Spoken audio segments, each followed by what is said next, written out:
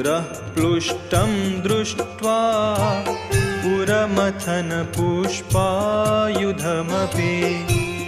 यदि स्त्रीणं देवी यमनिरतदेहार्धघटनात् अवेति त्वामद्धा बत वरदमुग्धा युवतयः श्मशानेष्वा क्रीडा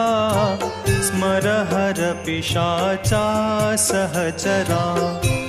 चिताभस्मालेप स्रगपि नृकरोटी परिकरः अमङ्गल्यं शीलं तव भवतु नामेवमखिलं तथापि स्मर्तॄणां वरद परमं